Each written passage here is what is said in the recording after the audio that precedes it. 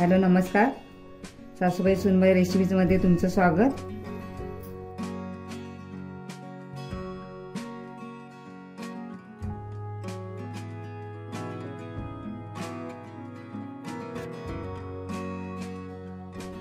आज मी तुम्हाला ह्या सुक्का बांगडा म्हणजे वाळलेल्या बांगड्यापासून हिरवी चटणी हिरव्या मिरचीची चटणी कशी करायची ते मी तुम्हाला दाखवणार आहे। कारण का मला एक कमेंट होती मागच्या वेळेला मी वाळला बांगडा टाकलेला, तर ते हिरवी चटणी करा म्हणून तुम्हाला दाखवून सांगितलेले। मागच्या व्हिडिओमध्ये सुक्या बांगड्याची लाल चटणी करून टाकलेली मी, आता मी तुम्हाला हिरवी चटणी करून दाखवणार आहे। तर त्यासाठी हा सुका बांगडा घेतलेला, तर हा बांगडा स्वच्छ धुवून घ्यायचा आहे। मी आता इथून असं कट करणार आहे हा बांगडा। हे बांगड्याचं डोकं आहे, हे बाजूला करून घ्यायचं आपल्याला, हे असं। आता ही घाण आहे बांगड्यामध्ये, हे आता सर्व टाकून द्यायचं आहे।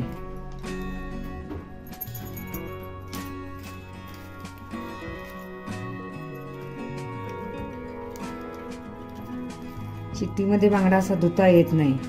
गावाकडे असं कसं दगड असतो, त्या दगडाला असा असा चोळून चोळून चोळून पाणी घातलं की ते स्वच्छ होते। पण आता इकडे धुता येत नाही, त्यामुळे असं पहिला काढून घ्यायचे सगळी घाण ह्याच्या पोटातली गाठ पण असं काढून घ्यायचं आहे। सर्व घाण अशी काढून घ्यायची आहे।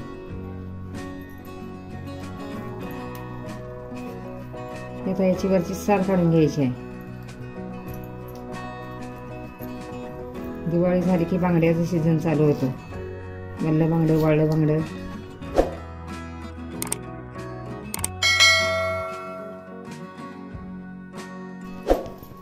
वरची साल काढून घेतली आता पहिली। आता हा बांगडा धुवून घ्यायचा आणि आतलं काट पण असं काढून घ्यायचं।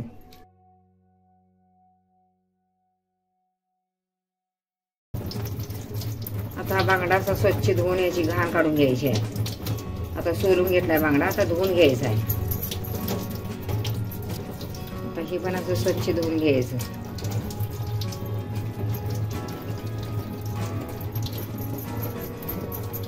आता राहिलेले साली थोडं सुरीच्या साह्याने असं काढायचं आहे।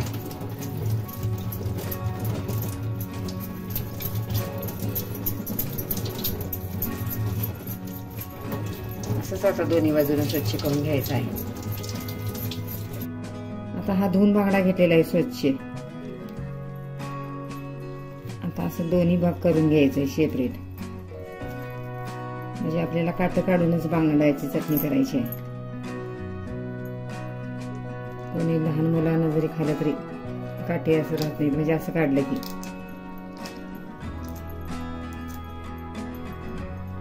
हा मधला काटा असा फेकून द्यायचा आता काढून। हा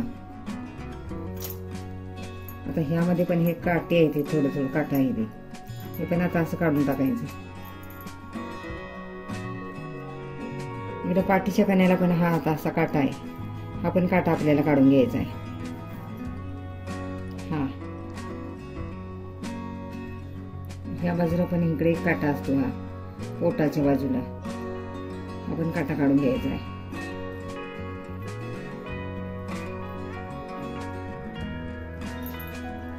हा बांगडा धुवून घेतलेला आहे स्वच्छ असा बांगडा धुवून घ्यायचा आहे। त्यासाठी लागणार हे साहित्य आहे, 2 चमचे तीळ आहेत, 2 चमचे धन आहेत, 1 चमचे जिरा आहे, हा दालचिनीचा 1 तुकडा, 2 तुकडे छोटे छोटे म्हणजे एकच आहे, आणि हे वेलची आहे, 2 वेलची घेतली। कारण का हे दोन्ही घातलं की चांगली टेस्ट येते। ह्या 10-12 हिरव्या मिरच्या ह्या तिखटवाल्यात म्हणून कमी घेतल्यात। हा लसूण आहे, थोडं आलं आहे, हे छोटे छोटे 2 कांदे आहेत, आणि हे खोबऱ्याची 1 वाटी घेतलेली आहे। तुम्हाला जेवढं करायचं आहे तेवढं तुम्ही घेऊ शकताय। आणि हा भरपूर सारखा कोथिंबीर घेतलाय, भरपूर सारा कोथिंबीर घेतलाय। तुम्हाला पाहिजे तेवढा कोथिंबीर तुम्ही कमी जास्त करू शकताय। गॅसवर कढई ठेवलेली आहे, गॅस पण चालू केलेला आहे। आता त्यामध्ये 1 चमचा तेल टाकायचं आहे, हे दालचिनी घातलेलं आहे, आता वेलची पण घालायची, त्यामध्ये धन पण घालायचं, धन पण घातले, त्यामध्ये जिरं पण घालायचं, एक सेकंदाची उब लावायची, आता त्यामध्ये तीळ पण घालायचं.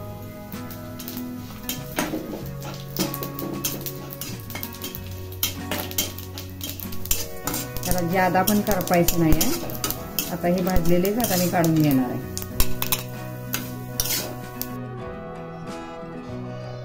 मिरची भाजून घ्यायची आहे. या तिखटवाल्या मिरची आहे त्यामुळे थोड्याच घेतलेल्या आहे.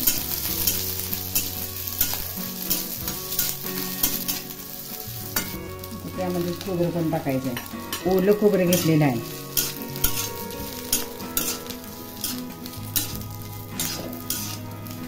त्यामध्ये आता कांदा पण टाकायचा आहे.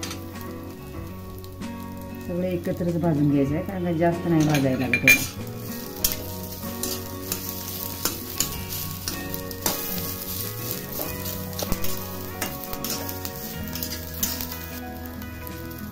आपण भाजत आलेलं आहे सगळं. कांदा, मिरची, खोबरं, त्यामध्ये आलं लसूण पण टाकलेलं आहे. आणि 2 मिनिटं परतून घ्यायचं आणि गॅस आता बंद करायचा आहे. आता भाजलेलंच आहे, जास्त नाही भाजायचं. आता भाजलेलंच आहे. आता मी गॅस बंद करणार आहे आणि आता मिक्सरला बारीक करून घ्यायचं आहे. बारीक म्हणजे पेस्ट करायची, फाईन पेस्ट करायची. आता तेलामध्ये कोथिंबीर परतून घ्यायची आहे. कोथिंबीर परतून घेतली की छान अशी पेस्ट येते त्याला. अशी देठाचा कडे घ्यायची, अशी देठ कोथिंबीरीची. आता गॅस बंद करायचा आहे. फक्त त्याचा कच्चा वास जाण्यासाठी थोडा तेलात परतायचा आहे. आता गॅस बंदच केलेला. आता हे पण मिक्सरला बारीक वाटून घ्यायचे. आता मिक्सरला सर्व मसाला वाटून घेतलेला आहे. आता तुमच्या क्वांटिटी प्रमाणे तेल घालायचं, तुम्हाला किती पाहिजे तेवढं. त्यामध्ये कांदा टाकायचा आहे बारीक चिरलेला.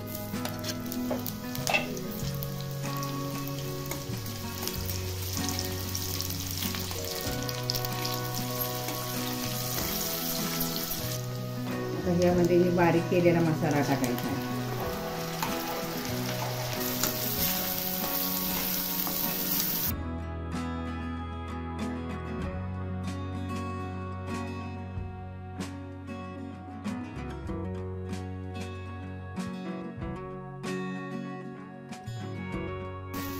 आता हा मसाला तेल सुटेपर्यंत भाजून घ्यायचा आहे, परतून घ्यायचा आहे.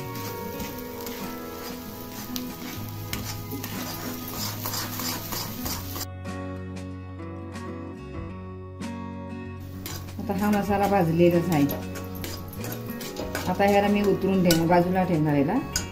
आणि आता दुसरं पॅन ठेवणार आहे मी. यामध्ये बांगडा थोडा परतून घ्यायचा आहे. आता ह्यामध्ये बांगडा थोडासा परतून घ्यायचा तेलात. त्यामुळे काय होतंय तर त्याचा कच्चा वास कमी होतोय. तुम्ही जर ह्यामध्ये डायरेक्ट जर टाकला तर त्याला वास येतो कच्चा. त्यामुळे थोडा बांगडा हा परतून घ्यायचा तेलात. त्याचा कच्चा वास कमी झाला की खायला अजून छान लागते. हा बांगडा तेलात परतून घ्यायचा.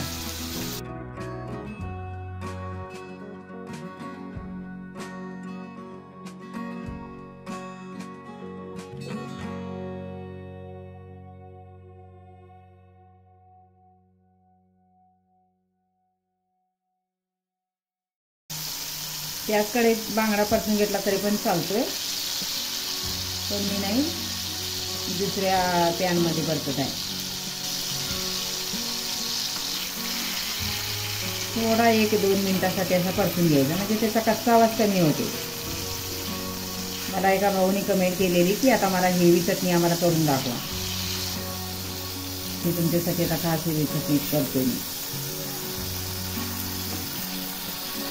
आणि ह्या थंडीच्या दिवसात ही बांगड्याची चटणी खाल्लेली पौष्टिक पण असते. थंडीच्या दिवसात तर गावाकडं सारखी नुसती 4 दिवसाला बांगड्याची चटणी करून खातात लोक. शेताकडे न्यायला तरी बांगड्याची चटणी आणि भाकरी. आता ह्याचा बांगडा भाजीला वास असा छान येतोय. आता हे मी खाली उतरून घेऊन त्या मसाल्यात आता टाकायचा आहे. आता ह्यामध्ये थोडं पाणी टाकायचं आहे. आता भांडं धुवून घ्यायचं आहे. हे थोडं पातळ करायचं, नंतर आणि घट होतं हे.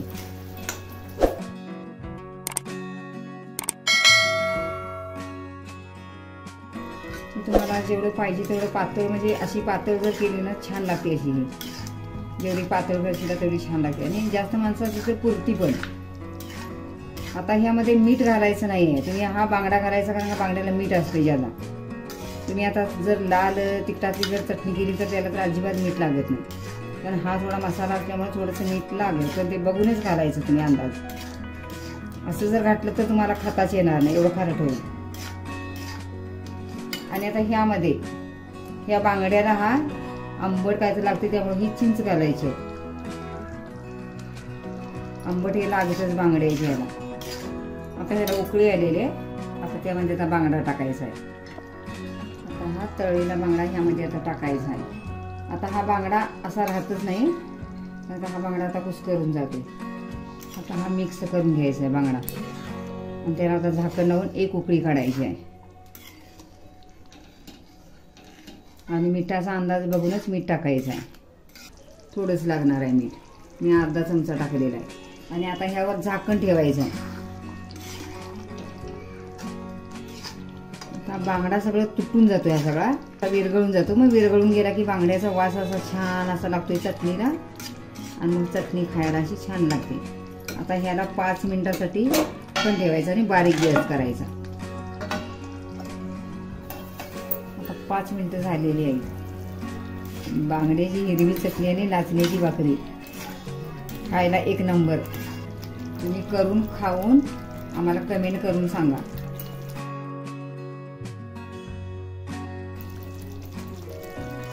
आता खाण्यासाठी तयार आहे. कशी छान अशी झालेली बघा.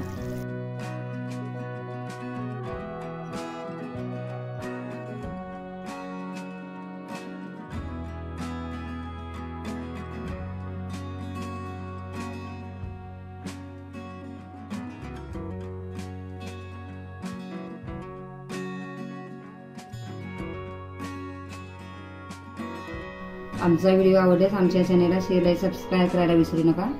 तोपर्यंत मस्त खा, स्वस्त राहा. पुन्हा भेटूया अशाच नवीन व्हिडिओ सोबत. तोपर्यंत धन्यवाद.